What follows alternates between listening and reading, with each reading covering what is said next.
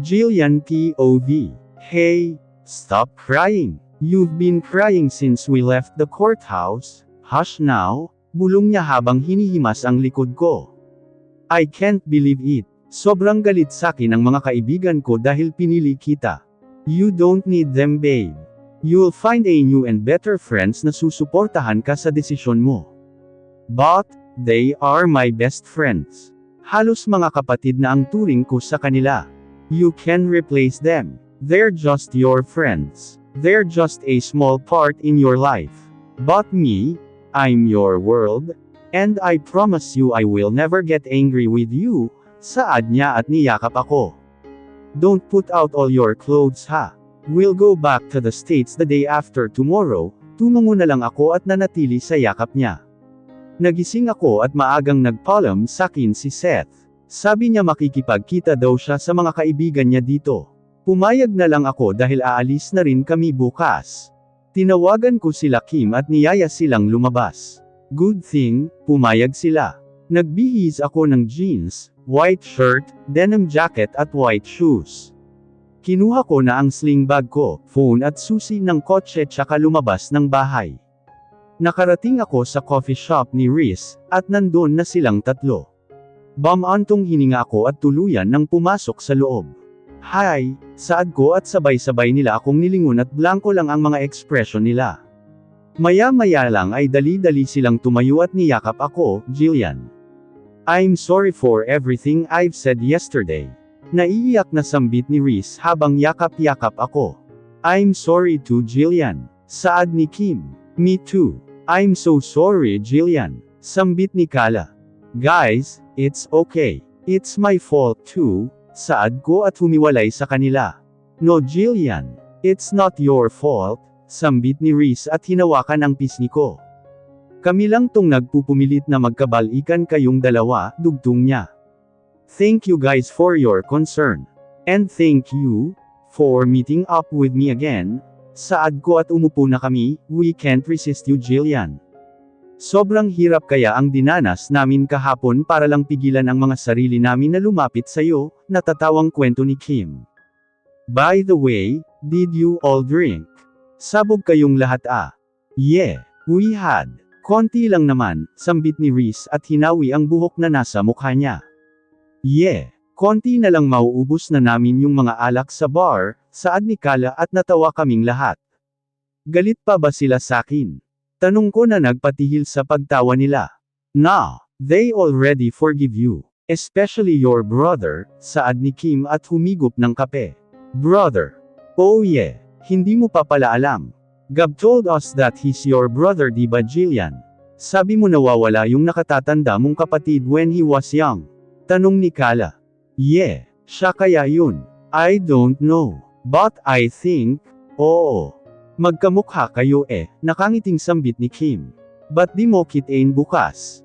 Alam kong hangover pa yung mga yon. Ang daming nainom saad ni Riz. I can't, why? Sunod-sunod nilang tanong. We're leaving tomorrow, halos gumiba ang lamesa dahil sa sobrang lakas ng pagkababa nila ng mga drinks nila. So talagang umuwi lang kayo dito, just to finalize the annulment? No, that's not my plan. I'm planning to stay here for a month, but Seth told me that we need to go back, since you don't need me anymore. What the? We didn't say that. Nanggigigil ako sa Seth na yun. Pwede pasapak sa fiancé mo. Kahit isa lang. Saad niya at itinaas ang hintuturo niya. Jillian, please don't get mad, but to be honest, hindi ko gusto si Seth para sa'yo, sambit ni Kala. Bakit naman? Tanong ko. I don't know. I just felt that he's a cheater too, but mas malala, forget it. Know what? Let's go to the mall. Pag-ayaya niya, tumungo kami at dumiretso na sa mall. 5 PM na at ang dami na naming nabili. Nagdesisyon na rin kaming umuwi dahil masakit pa daw ang mga ulo nila, at gusto na nila magpahinga. Pumayag na lang ako, dahil kailangan ko pang ayusin ang gamit ko at aalis na kami bukas. Nang makarating ako sa bahay ay nandun na ang kotse ni Seth. Babe, I'm home. Bungad ko nang buksan ko ang pinto pero walang tao. Babe, sigaw ko at dumiretso sa hagdan. Napatigil ako sa pagtawag sa kanya, nang may nakita akong di kaaya-aya na nakapatong sa baitang ng hagdan, at hindi pa sakin to. Agad akong dumiretso sa kwarto ko, at binuksan ang pinto, and there, I saw him. Parang biglang nabasag ulit ang puso ko na bagong buo dahil sa nakikita ko, Carlos is just like Carlos but, much worse.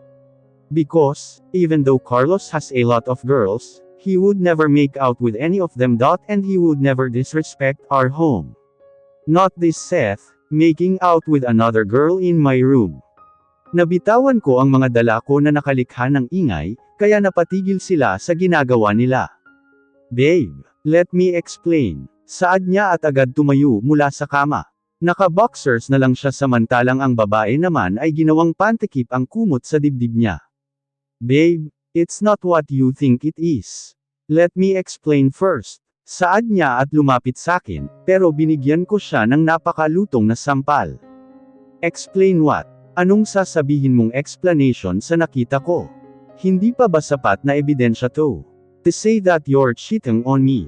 Ang kapal ng mukha mong babuyin ang pamamahay ko. At ang kwarto ko. Walang hiya ka. Mas masahol ka pa sa baboy. Sigaw ko. Babe, I don't want to hear a single word from you. Sigaw ko at lumapit sa babae. Agad ko siyang binigyan ng napaka-lutong na sampal at magkabilaan pa. Get out of my bed, bring your clothes, and get out of here. Sigaw ko sa pagmumuka niya. And you, sambit ko at tinuro si Seth, habang papalapit sa kanya. Agad ko siyang sinampal ng magkabilaan, at halos mabali na ang leeg niya sa sobrang lakas ng sampal ko. Get out of my house. We're over. Magsama kayo ng babae mo. Sigaw ko at malakas na binato sa kanya ang singsing, tsaka dali-daling umalis doon. Nang makalabas ako ng bahay, ay di ko na alam kung anong dinadaanan ko at dirdiretso lang ako, hanggang sa muntik na akong mabangga ng isang kotse. Carlos POV. Papunta ako ngayon sa bahay nila Jillian para kausapin siya. Sinabi nila Riz na nakipagkita daw sa kanila si Jillian, at bukas ay babalik na sila sa States. Gusto ko lang humingi ng tawad bago siya umalis. Malapit na ako sa kanila nang bigla siyang sumulpot sa harap ko, kaya napapreno ako bigla. Agad akong lumabas para tignan kung nabangga ko ba siya, but thank God she's safe. Lumapit ako sa kanya at hinawakan ang magkabilang braso niya. Jillian, are you okay? Nag-aalala kong tanong. Inangat niya ang ulo niya at kita kong basang-basa ng luha ang mukha niya. Agad niya akong niyakap at nagpatuloy sa pag-iyak sa balikat ko. Carlos, I'm sorry for leaving you. Regret being with him. Sigaw niya at naguluhan ako. Hinayaan ko lang siyang umiyak, at niyakap ng mahigpit hanggang sa nakita ko si Seth papalabas. Kaya agad kong binuhat si Jillian at pinasok sa kotse, tsaka pinatakbo ito ng mabilis. I know there is something wrong between them, and it's not a good idea that he will talk to her now. I'm bringing her home. Jillian POV. Nagising ako na nakahiga sa kama. Agad akong napabangon at inilibot ang tingin ko. Wait, I'm in my bed, sa bahay namin ni Carlos. And I'm wearing different clothes. Good, you're awake. Napatingin ako sa nagsalita at nandun siya nakasandal sa pintuan. Why did you bring me here? And who changed my clothes? You were crying like crazy earlier, while telling me how Seth cheated on you, then you fainted. I panicked, so I called the doctor. And also asked her to change your clothes, paliwanag niya. Wait, it's a girl. Her nga diba? Oo nga no, show nga mo talaga Jillian. Can you get up? Let's eat downstairs. Tumungo ako at bumangon na ng kama. Pagkababa namin ay dumiretso na kami sa dining room at may pagkain na nakahanda sa lamesa. Umupo na ako sa upuan at sinundukan niya ako ng pagkain. Napangiti ako nang matikman ko ulit ang luto niya. How I miss this. 2 taon din ang lumipas simula ng huling kain ko ng luto niya. Did you miss my cooking skills? Nakangisi niyang tanong. Tumungo na lang ako at nagpatuloy sa pagkain. Natapos kaming kumain at siya na ang naghugas ng pinggan. Lumabas muna ako papunta sa front yard at umupo dun sa swing. Marami rin pala kaming memories ni Carlos dito. Napangiti na lang ako habang inaalala ang mga yon. Hobby, may paro-paro o. Sigaw ko. Parang ngayon ka lang nakakita niyan pang-asar niya. Maybe I've never seen a butterfly since I was like, maybe 8 or what? Nakulong ka ba sa bahay niyo ng ilang taon? Natatawa niyang tanong, at hinampas ko siya sa braso. Not funny. Whatever. You girls are so hard to talk to. Saad niya at tinalikuran ako. Ako, mahirap kausapin. Sigaw ko at sumampa sa likod niya. Baby, hindi ka na magaan, saad niya pero nakapigibak pa rin ako sa kanya. I know. Ikaw kasi lagi mo akong pinapakain. Reklamo ko at pinatong ang baba ko sa balikat niya. It's because you're so thin. I mean, kumakain ka ba talaga nung nasa parents mo pa ikaw nakatira? But that's good. Para lubayan ka na ng mga lalaki, dugtong niya at ginulo ang buhok. Kapal mo sigaw ko at bumaba. Tinawanan niya lang ako, at binuhat na parang sako at pumasok na sa loob. End of flashback. Nakangiti ka mag-isa dyan. Napatigil ako sa pag-iisip nang bigla siyang sumulpot. Wala lang. I just remembered something, saad ko. Tumabi siya sakin at inakbayan ako. I miss you, bulong niya. Miss you too, wait. Akala ko ba hindi mo na siya mahal? Ang rupok mo, Jillian. Habang nakaupo lang kaming dalawa sa swing, ay biglang tumunog ang phone ko. Babe, let's talk. Text niya sakin. Nagdadalawang isip pa ako kung re-replyan ko ba o hindi. There's nothing to talk about, Seth. We're over, reply ko at agad din siyang nag-text.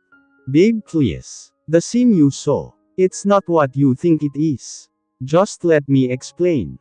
Ano pang kasinungalingan ang sasabihin mo? Hindi na ba sapat yung nakita ko? Alam mo, sobrang saya ko nung maging tayo, kasi binuo mo ulit yung puso ko, pero ikaw rin naman pala ang dudurog ulit nito. We're over, you can go back to the States if you want. But me, I'm staying here where my love is. Matapos ko itong isend ay agad niya akong tinawagan. Pero pinatay ko lang ang phone ko, at binaba ulit ito sa lap ko. So you're staying here for good? Biglang tanong niya. I knew it, he's been reading my text messages. Yes. Can you? Saad ko at hinarap siya. What is it? Tanong niya at hinawakan ang baba ko. Can you get me back to the Benitez unit? Pakiusap ko at bahagya naman siyang natawa. Of course. I can even get my surname back to yours, sagot niya. If you'll let me. Would you? Would I? Natigil muna ako sandali at napaisip. It's okay, if you don't want, pinutol ko ang sasabihin niya. You can. Ngumiti naman siya at ipinatong niya ang ulo ko sa dibdib niya, tsaka ako niyakap. Nagising ako dahil sa sinag ng araw na tumatama sa mukha ko. Pagbangon ko ay bumungad sa akin ang isang bouquet ng sunflowers. Kinuha ko ito at inamoy-amoy hanggang sa may nakita akong note. Hey baby, rise and shine. Your breakfast is ready downstairs ha. I'm sorry if I'm not able to join you. Cause I went to the unit early so you can go to school tomorrow. Love you baby, I'll be back in the afternoon. Napangiti na lang ako nang mabasa ko ang note na iniwan ni Carlos. Tumayo na ako at naghilamos muna, bago bumaba papunta sa dining room at kinain ang almusal ko. Natapos akong kumain at naligo muna, tsaka nagsuot ng ripped denim shorts, at white plain oversized shirt. Pagkababa ko ay narinig kong tumunog ang gate na nakakonekte sa guardhouse dito sa subdivision. Hello ma'am, may naghahanap po sa inyo dito. Anong pangalan kuya? Seth daw ho. Sige po kuya, papasukin niyo po. Sige po ma'am, pinatay ko na ang tawag at bumantong hininga muna, bago lumabas ng bahay para hintayin siya sa gate. Maya-maya lang ay may kotseng dumating, at alam kong siya na yon. Pinart niya ang kotse sa harap ko at lumabas. Lumapit siya sa akin at nagtinginan lang kami. Anong ginagawa mo dito? Basag ko sa katahimikan. Babe, let's talk. Please, don't call me that. We're no longer together. Ano bang gusto mong sabihin? What have you seen that day? It's a misunderstanding. Misunderstanding. I kept quiet and let him talk. She's my childhood friend. When she learned that I came back, she wants to meet me. We went into a bar and she got me drunk. Both of us got drunk, but I'm much worse. She knew where are we staying so she drove there with me. We got in easily kasi kilala ako ng mga guards nyo. They didn't ask who's with you. Tanong ko. They did. But I'm not the one who answered it. She does. She said to them that she's my sister. Napapikit na lang ako, dahil nanggigigil na ako sa babaeng yun. Ang kapal niyang pumasok sa pamamahay ko, tapos gagawa sila ng milagro sa kwarto ko. Go on, saad ko at nag-cross arms. Masasample ko na talaga to. Then, she seduced me. We hook up in your room, bulong niya. Di mo man lang ba ako naisip? Habang ginagawa niyo yun. Sobrang lasing ako nun, Jillian. Wala akong ibang inisip kundi siya. Babe, please. Give me another chance. Let's start over. That won't happen, singit ni Carlos at tumabi sakin. She's already back to me. Makakaalis ka na. She's my fiancé. She's my wife. Your ex-wife. Your ex-fiancé. I may be her ex-husband, but I am now her boyfriend. Napalingon ako kay Carlos dahil sa sinabi niya. Umalis ka na dito. Baka masaktan pa kita dahil sa ginawa mong pang-aagaw sa asawa ko. Walang nagawa si Seth kundi sumakay sa kotse niya at umalis. Excuse me, Benitez. I'm not your girlfriend. Well, you will soon be. I'll court you. You'll said yes. I'll ask you to be my girl. You'll said yes. I'll ask you to be my wife. You'll said yes. Wow, planado ah. How can you be so sure that I'll say yes? Because, no, is not an answer for me. And I'll do everything for you to say yes. Sambit niya at hinalikan ako sa noo. Nandito kami ngayong lahat sa sala. Magkatabi kami ni Carlos, at nakaakbay siya sakin, habang ako naman ay nakasandal sa balikat niya, at ganun din ang posisyon nila Jeff at Kim. Sila Reese at Migs naman ay magkatabi din at magkahawak kamay, katulad lang din nila Gab at Kala. Baka gusto nyo nang ikwento sakin kung paano nyo nalaman na magkapatid kayo, sambit ni Jeff at uminom ng juice. Oo nga, anong kwento? Tanong ni Kala. Tumingin kaming lahat kay Gab na busy sa pag-inom ng juice. What? Tanong niya at binaba ang baso sa table. Malamang, ikaw magkukwento at wala namang alam dyan si Jillian, saad ni Reese. Sabagay, so yun nga, naalala mo yung nasa bakasyon tayong lahat doon sa resort ni Carlos. Tanong niya at tumungo kami. Flashback. Nakatayo ako ngayon dito sa buhangin, habang nakatingin sa mga kaibigan ko na nagsasaya sa tubig. Why don't you join them? Tanong ni Gab at tumabi sakin. Baka mamaya na. Nasan si Carlos? Nasa loob. Nagluluto pa. Ikaw, ba't di mo nasamahan yung girlfriend mo? Tanong ko. Mamaya na rin. Wala pa akong ganang lumangoy, saad niya at natawa na lang ako. Jillian, ano yan? Tanong niya sabay turo sa braso ko. That's my birthmark. Me and my brother have the same birthmark in the same place. Brother, may kapatid ka? Gulat niyang tanong. Yeah, he's been missing since he was like 1 I think.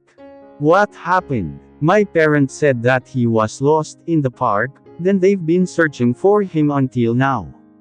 Naniniwala pa rin kayo na buhay siya?